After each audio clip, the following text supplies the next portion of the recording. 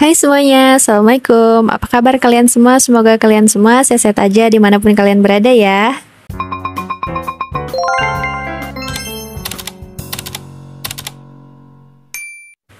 So, balik lagi sama aku, Debbie Hernita. Dan sebelum aku ngebahas topik yang udah aku siapin hari ini, aku mau ngucapin terima kasih banyak buat teman-teman yang udah support aku dengan cara subscribe channel ini sampai ke angka 14.000. Mungkin ada di antara kalian yang bilang ini gak terlalu besar jumlahnya, gak terlalu banyak, tapi jujur itu sangat berarti buat aku dan aku mau ngucapin terima kasih banyak.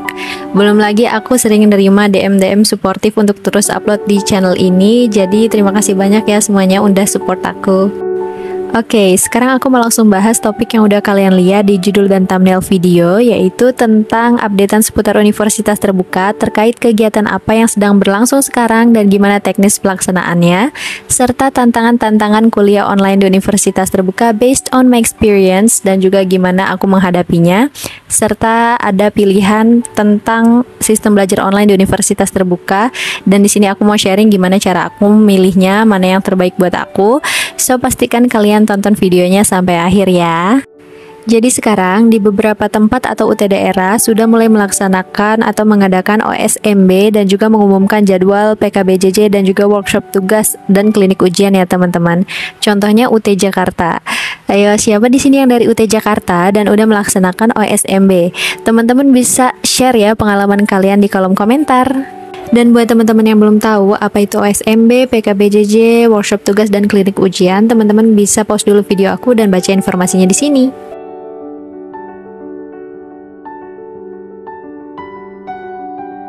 Dan buat teman-teman yang tanya, apakah semua kegiatan yang aku sebutin tadi itu wajib? Jadi jawabannya adalah wajib ya teman-teman. Kalian akan dapat e-sertifikat setelah kalian mengikuti kegiatan-kegiatan tersebut.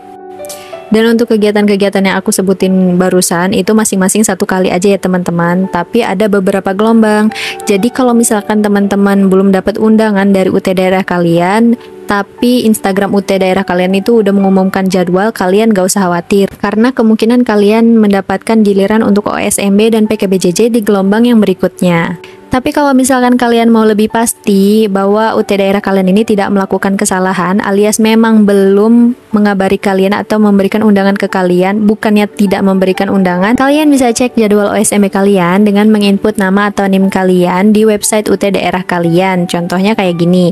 Nah, kalau misalkan tidak ditemukan, artinya kalian itu tidak terdaftar di gelombang yang pada saat ini dilaksanakan, kemungkinan di gelombang yang berikutnya gitu teman-teman.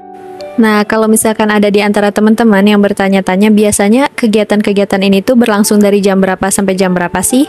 Jadi jawabannya adalah biasanya dari jam 7 atau jam 8 hingga pukul 15.00 atau jam 3 sore ya teman-teman. Tapi untuk jadwal pastinya teman-teman akan tahu sendiri di undangan yang teman-teman akan terima gitu. Selain itu yang perlu kalian ketahui adalah ketentuan-ketentuan dari kegiatan ini. Yang pertama, kalian harus datang tepat waktu. Terus yang kedua, kalian harus berpakaian rapi, berkemeja putih, memakai sepatu, dan wajib memakai jaket alma mater ya teman-teman. Terus yang ketiga, teman-teman harus membawa alat tulis untuk mencatat materi yang diberikan pada saat OSMB dan juga PKBJJ. Dan yang terakhir, kalian wajib mengisi absensi yang diberikan oleh petugas karena nantinya kalian akan dibuatkan e-sertifikat ya teman-teman. Oke, sekarang kita next ke pembahasan yang berikutnya. Jadi sekarang aku mau ngebahas tantangan-tantangan yang pernah aku hadapi selama di universitas terbuka. Disclaimer, aku baru semester 6 ya sekarang. Jadi ini tuh belum termasuk tantangan-tantangan di semester 7 dan 8 atau semester akhir ya teman-teman. So, gimana cara aku nanggulanginnya? Simak terus sampai akhir ya. Tantangan yang pertama yang aku sadarin setelah aku masuk ke universitas terbuka adalah tantangan untuk memanajemen waktu dan juga mendisiplinkan diri. Seperti yang kita tahu, universitas terbuka itu selalu menawarkan fleksibilitas dan juga kemudahan aksesnya teman-teman. Tapi kalian harus berhati-hati nih sama fleksibilitas ini. Kenapa aku bilang kayak gitu? Karena fleksibilitas ini tuh bisa menjadi jebakan ya teman-teman. Sebelum aku bahas lebih lanjut, aku mau bahas fleksibilitas yang aku maksud di sini tuh apa ya. Jadi di universitas terbuka, mahasiswa yang kuliahnya online yang ngambil layanan Tuton ataupun TMK itu tidak dipatok jam belajarnya atau jam kuliahnya. Misalkan dari jam 7 sampai jam 10 atau jam 10 sampai jam 12 itu nggak dipatok kayak gitu teman-teman. Yang penting mahasiswanya itu meluangkan waktunya sendiri untuk belajar secara mandiri dan menyusun tugas sebelum deadline yang telah ditentukan gitu. Dan berdasarkan pengalaman aku dan teman-teman mahasiswa UTku yang lainnya, itu tanpa jadwal yang terstruktur ini, mahasiswa itu cenderung terlena dan juga cenderung menunda-nunda tugasnya. Dan berdasarkan pengalaman aku, waktu semester awal kayak semester 1 atau 2, aku tidak merasakan fase-fase terlena terus nunda-nunda tugas itu enggak. Karena semangatku waktu itu masih benar-benar tinggi dan aku masih punya rasa takut kalau misalkan nilaiku jelek gimana dan segala macam. Tapi di saat udah semester 3, 4, 5, mungkin karena aku udah tahu sistemnya gimana, deadline-nya gimana, dan waktu pengerjaannya gimana, akhirnya aku tuh terlena dan mudah nunda-nunda kayak gitu teman-teman. Kemudian sampai di suatu titik aku menyadari bahwa aku nggak boleh terus-terusan menunda-nunda tugas seperti ini, dan juga aku tidak boleh terlena di dalam kefleksibilitasan ini. Yaitu pada saat nilaiku turun ya teman-teman. Yap, turun. Ya, walaupun alhamdulillahnya tidak ada mata kuliah yang ulang, tapi itu lumayan kerasa ya teman-teman. Nah, dari pengalaman aku ini, aku harap teman-teman mahasiswa baru Universitas Terbuka yang lagi nonton video aku sekarang ini nih, nggak mengulangi kesalahan aku lagi kayak gitu ya. Apalagi sampai nunggu nilainya turun atau bahkan mengulang mata kuliah. Nah, terus gimana sih solusi atau tips dari aku agar kalian tidak terjebak di permasalahan yang sama? Yang pertama, jangan paksain kapasitas diri kamu. Misalkan ya, kamu cuma mampu fokus belajar selama 25 menit ataupun 30 menit, tapi kamu paksain belajar selama 2 jam secara berturut-turut.